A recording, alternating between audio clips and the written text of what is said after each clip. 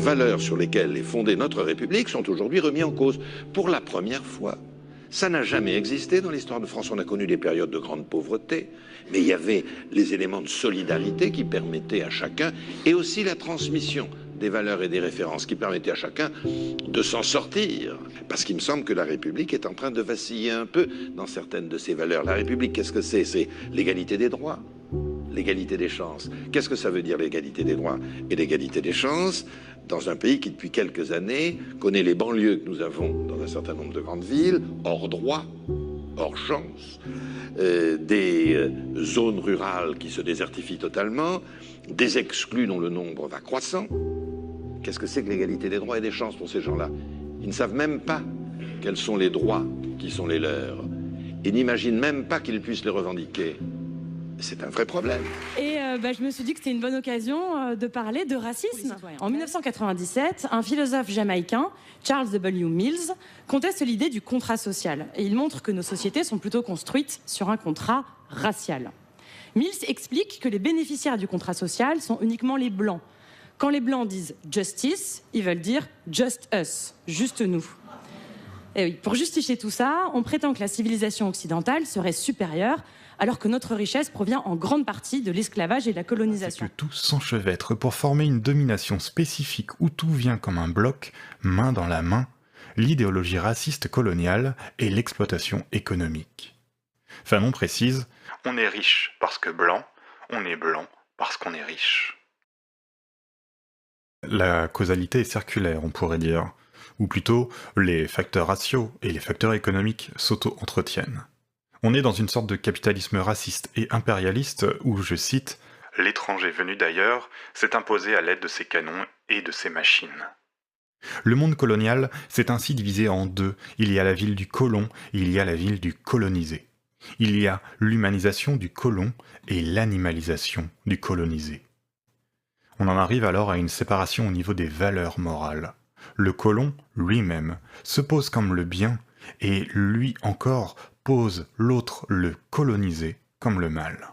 Le colonisé incarne en fait une négation de valeurs. Il est le mal absolu. Le monde colonial, écrit Fanon, est donc un monde compartimenté, manichéiste, immobile, monde de statut.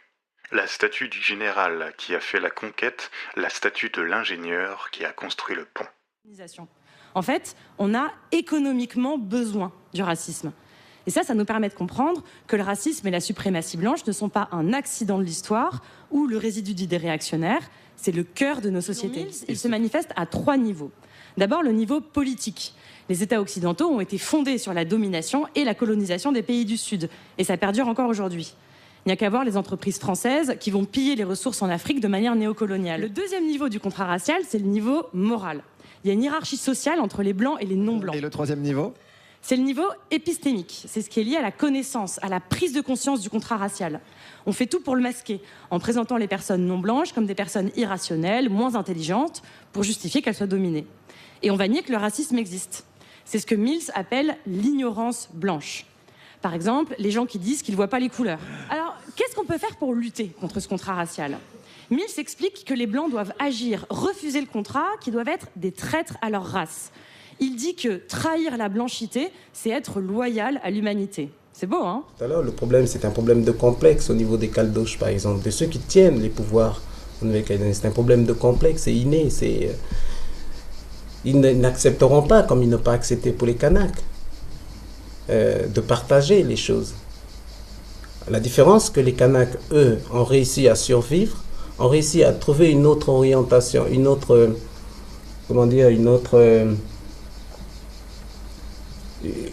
manière de voir les choses qui contournent le mur Caldoche. Ça, c'est un élément important pour les Kanaks. Mais pour les autres ethnies, les Wallisiens, les Tahitiens, les autres, par rapport au même Caldoche, au même mur, quelle unité, quelle cohérence, quelle cohésion il y a entre eux pour qu'ils puissent survivre. Et le problème, c'est peut-être la province sud, effectivement. Au niveau de la province sud, au niveau de Nouméa, que deviendra Nouméa dans 2-3 ans, compte tenu de ce problème colonial. Mais avec de moins en moins le rapport avec les Kanaks. Ils ont de l'argent, ces gens-là. Ils vont dans la tribu, ils cultivent les ignames, leur tarot, leur machin, et puis c'est tout, quoi. Ils n'ont pas de grandes idées. Hein. Après, ça crée un indépendant. Ça, c'est marrant, quoi. Hein, c'est ce qui s'appelle vulgairement cracher dans la soupe. C'est comme ça. Hein.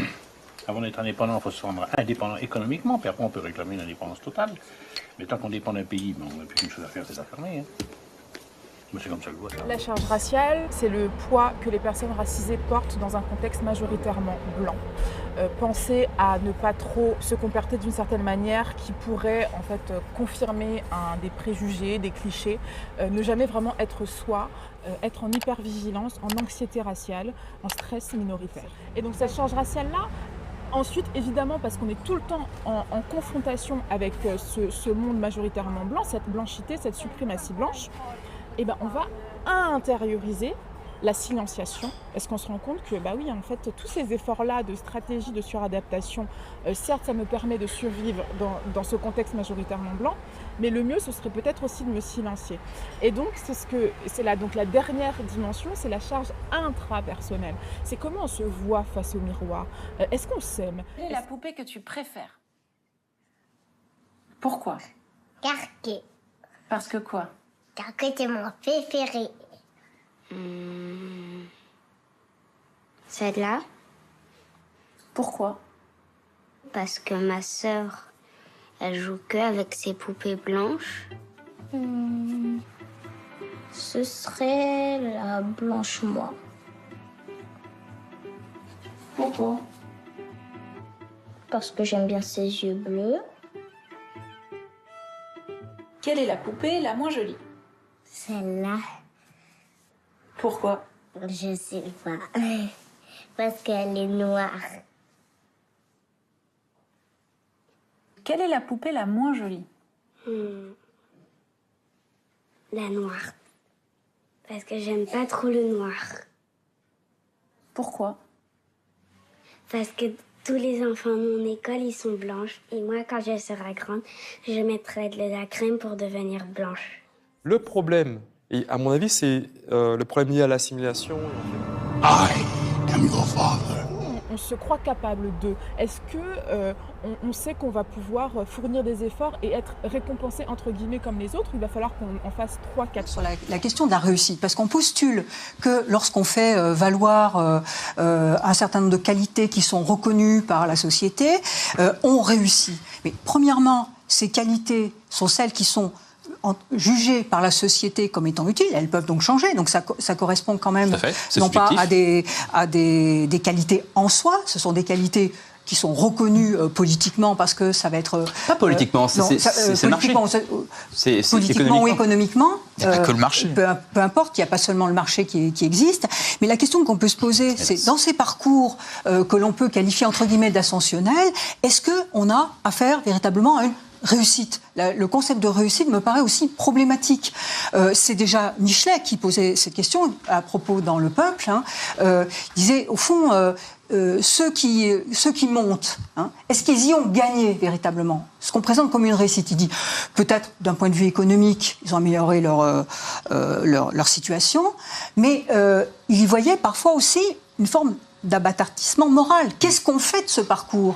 Parce que la question qui se pose, c'est pas de savoir si on va arriver au sommet de l'échelle sociale, si c'est pour devenir le chien de garde des injustices ou maintenir une forme de société figée où on continue soi-même à jouir des privilèges, on s'est hissé à la force du poignet et puis les autres continuent à suer. C'est pas forcément de la réussite. Donc la vraie question, que ce soit pour les footballeurs, les artistes, les intellectuels, c'est celle de savoir ce qu'ils font de leur propre trajectoire, comment effectivement ils redistribuent, comment on fait société ensemble, c'est ça la vraie question. Donc c'est pas certain que ce qu'on présente comme des parcours de réussite, ce ne soit pas simplement des parcours programmés pour conforter un ordre social et maintenir quelque chose qui, au fond, un échec global à vivre ensemble. C'est scandaleux que les milliardaires, par leur travail, leur investissement... On n'a pas 12 milliards par son travail, c'est pas possible. S'enrichissent. Arnaud, il n'a pas 50 milliards parce qu'il travaille, c'est pas possible. On veut nous faire croire que les riches sont riches parce qu'ils sont malins, c'est de la foutaise. Les riches sont riches parce qu'ils volent. La richesse, c'est du vol, les milliardaires, c'est du vol. Oui, la richesse, à ce niveau-là, c'est du vol. Mais comment pouvez-vous dire ça? Mais parce que... Mais comment vous pouvez penser qu'on peut avoir 12 milliards comme ça? Je ne pense rien.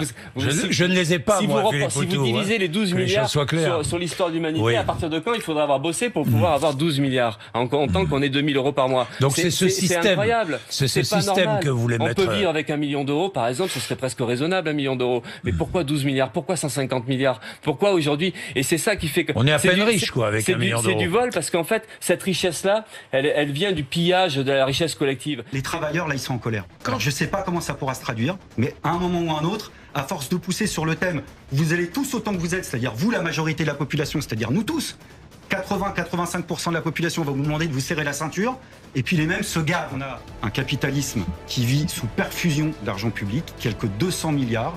Et moi, la petite musique que j'entends au-delà de celle qui consiste à opposer les salariés entre eux, c'est celle qui consiste à dire qu'on n'a pas le droit de s'immiscer dans l'économie privée. Je constate que quand il s'agit de donner de l'argent public, c'est-à-dire l'argent de nos impôts, qui devrait précisément financer le service public... 211 milliards d'euros, c'est pour l'année 2023. Fabien Gay, est-ce que c'est pas déjà ça, un premier scandale? Je ne sais pas s'il y en a d'autres, mais celui-là c'en est un. J'ai envie de dire que l'administration centrale, l'IGF, la DGFI, Bercy nous a dit non, il n'y a pas de tableau.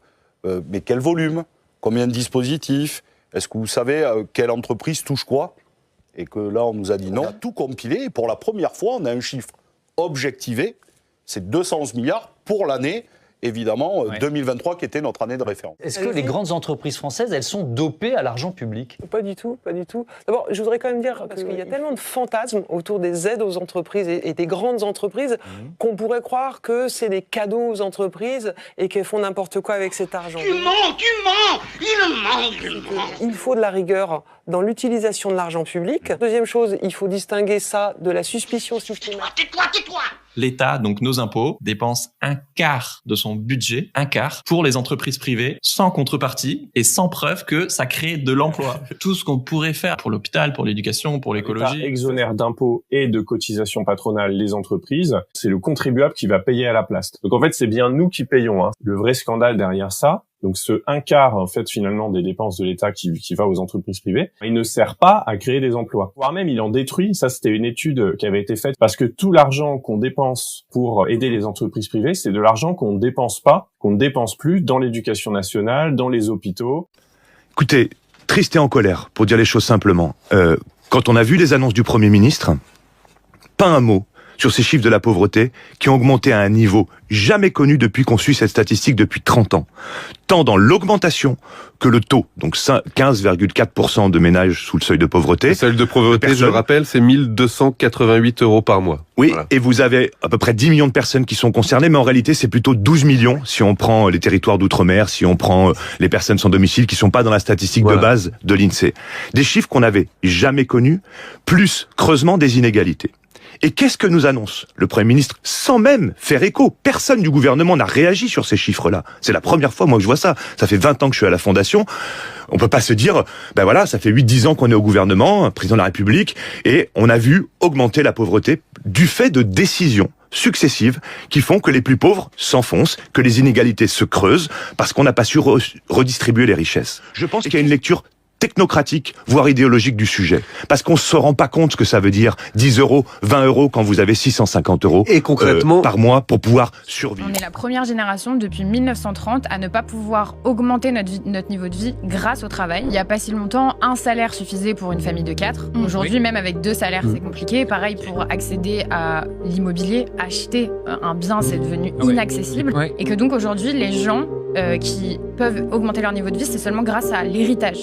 Et donc c'était plus rentable d'hériter que de travailler toute sa vie.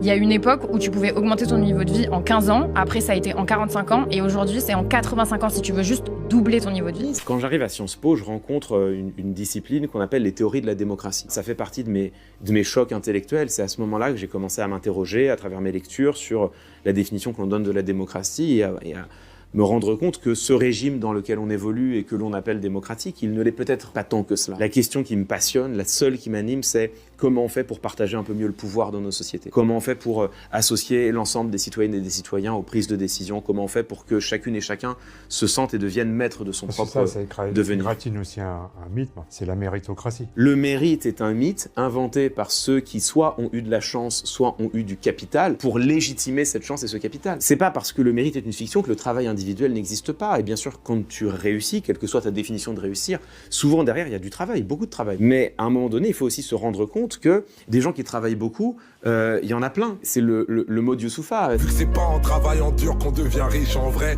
sinon toutes les daronnes africaines seraient millionnaires. Des gens qui travaillent énormément, qui se lèvent très tôt, qui se couchent très tard et qui ne font que travailler entre les deux, il y en a plein. Et pourtant, parmi elles et eux, il y en a plein qui galèrent. Pour la première fois depuis très longtemps, la majorité des nouveaux milliardaires ont hérité leur fortune. 60%. Et donc, on loue par exemple le génie de Bernard Arnault en disant cet homme a réussi à amasser des milliards. Bon, pour moi, déjà, amasser des milliards, c'est pas une question de génie, d'une part, et moi, je crois pas que ce soit une bonne chose, d'autre part. Mais on oublie que Bernard Arnault, il commence dans la vie avec quelques dizaines de millions. Dans les élites économiques, combien de grands chefs d'entreprise qui en réalité héritent leur fortune. Et derrière, ils te disent, non mais c'est pas grand-chose. Regarde, maintenant, j'ai des centaines de milliards. Enfin, c'est pas grand-chose. Enfin, pardon. Enfin, qui hérite de 30 millions d'euros aujourd'hui? Et si on regarde les élites dirigeantes, notamment les élites politiques, et ça te saute aux yeux, le nombre de députés qui sont fils ou filles de députés, le nombre de ministres qui sont fils ou filles de ministres, nous vivons dans une république d'héritiers, il existe une noblesse d'État. Le mérite est un mythe pour masquer le fait qu'en réalité, certes, il y a du travail, mais on hérite en grande partie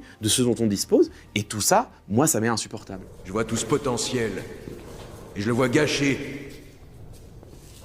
Je vois une génération entière qui travaille à des pompes à essence, qui fait le service dans des restos, ou qui est esclave d'un petit chef dans un bureau. On fait des boulots qu'on déteste pour se payer des merdes qui nous servent à rien. En fait, le capitalisme mondialisé est construit grâce à des richesses et des ressources naturelles amassées dans les colonies. Donc la base du capitalisme aujourd'hui qu'on connaît au jour le jour, ça vient de la colonisation. What is it about society that disappoints you so much? L'arrivée d'Emmanuel Macron à Rothschild a été un enjeu décisif pour lui, au sens où il a été pris, si je comprends bien, sous la coupe de David de Rothschild, oui, l'ancien PDG de cette grande banque, et qui en 1981 a perdu sa banque à cause de la nationalisation de Rothschild. Ouais. Donc David de Rothschild est un homme tout à fait honorable, mais qui a aussi une revanche à prendre sur les nationalisations de 81, et qui lui a un grand projet, on pourrait dire eschatologique, qui vise la fin des temps, qui est la privatisation absolue du monde et la médiocrisation, si je puis dire, de l'État, de manière qu'un traumatisme comme les nationalisations de 81 ne soit plus possible. Attends, c'est une extrapolation, c'est écrit, c'est quelque chose. C'est ton point de vue, c'est quoi? C'est mon point de vue sur l'information qui circule à Paris. Et donc Emmanuel Macron, d'une certaine manière, est le porte-flingue, si je puis dire, de David de Rothschild. Donc il est un petit peu comme les enfants soldats au Congo, c'est-à-dire les enfants qui sont capables de tout. On peut pas faire ce parallèle. Non, écoute, les enfants soldats au Congo sont des enfants à qui la première chose qu'on leur demande, c'est d'aller tuer leurs parents pour être sûr qu'ils ont brûlé tous leurs vaisseaux et qu'ils sont prêts à tout. Et donc, d'une certaine manière, je crois que la personne Emmanuel Macron, sur laquelle on est très très focalisé, n'est pas très intéressante. C'est un garçon qui exécute un programme qui lui est dicté par d'autres, notamment David de Rothschild. Et ce programme, c'est la privatisation du monde et la destruction de l'État social. C'est ce que j'observe.